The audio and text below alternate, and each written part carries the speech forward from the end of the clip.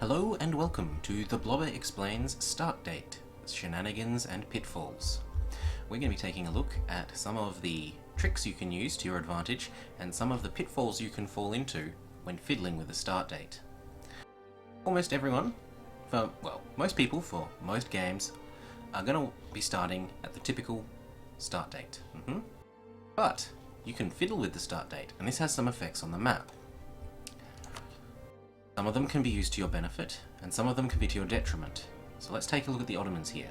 At the standard start date, they start with cores all over Karaman, Ramazan, and Kandar.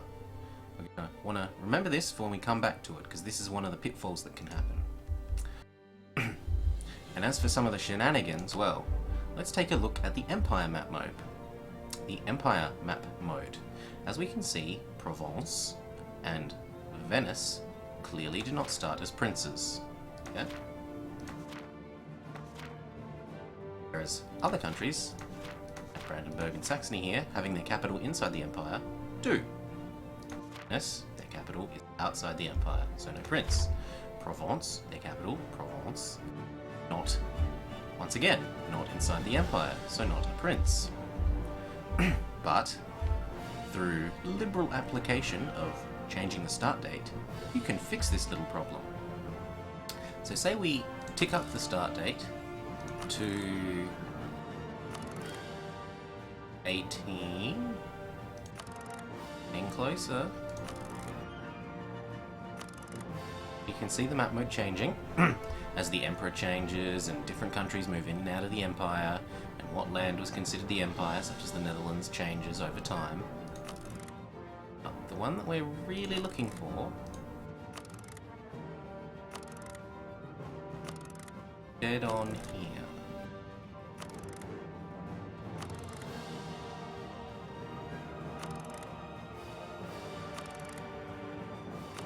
Ooh, there we go, France becomes a revolution, re-republic.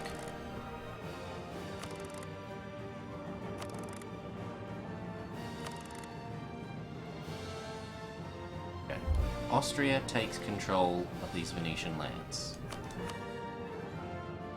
We keep going a little bit more.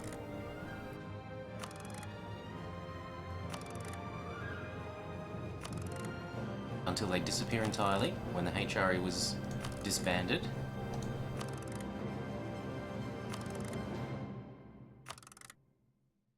And pop! The HRE is no more. But if we go backwards,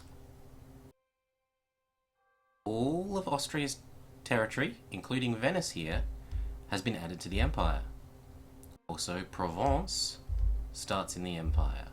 Now, rather than playing with the start date using the arrows any further, if we use the bookmark to return to the normal start date, we'll notice that we could start playing as, say, Austria or Provence, but these provinces have not been removed from the empire. Yep. So Venice and Provence will now start as a prince. This has some other effects though. Let's go look at the Ottomans and go look at their cores. Well, what's happened here? These used to be Ottoman cores, and they aren't now. And if you accidentally start a game as the Ottomans, you really would like to have these as cores so that you can go to war with them, have them, and then suddenly they're fully integrated provinces into your empire. Well, into your nation. Yeah.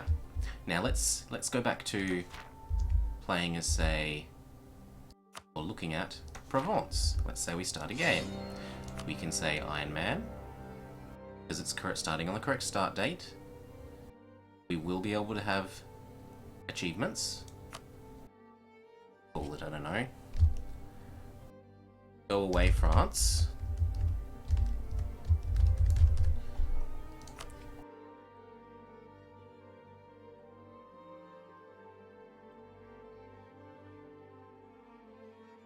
And when it finished initializing, let's take a look at the map modes. And look, yep. Provence is still inside. Venice is still inside. The Ottomans still don't have all those cores. And what does this mean for us? Well, it means several things that might be of interest to different countries. Now, as Provence, starting as a prince, has the obvious advantages that France and Burgundy can no longer declare on you quite as easily, because Big Brother Emperor Austria will swoop in to defend you even without an alliance from these threats outside the empire. Which is going to make Burgundy's usual conquest of Valois a lot harder. Now, what this also, or furthermore, if you're playing as Austria, having this setup can be advantageous insofar as you've got 2 extra princes.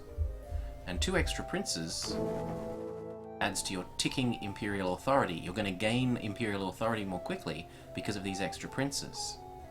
Another bonus for Austria is it prevents the Shadow Republic event, or it helps you prevent the Shadow Republic, the Shadow Empire, sorry, the Shadow Empire events from triggering. Then what happens in the Shadow Empire events is at 1490, if all of this Upper Italy land, so everything above Naples borders here, if all of that hasn't been added to the Empire as Empire land, so if it isn't a green province or a vassal of someone who is in the Empire, then all of Italy will fall out of the Empire. Basically, the AI almost never chooses, or I've never seen them choose, to stay in the Empire. As a player you can, and you get some nasty triggered modifiers if you do. Where are we? They're not showing at the moment. Let's tick a day and see if they appear.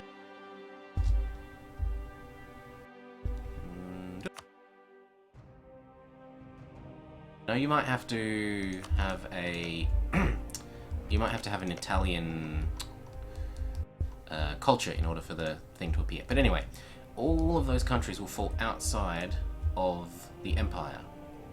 Now, this is a bad thing if you're playing a game as Austria with the intention to unite the Empire and revoke the Privilegia. 1, it's less princes, but 2, this is a lot of base tax. This is a lot of development in these provinces here.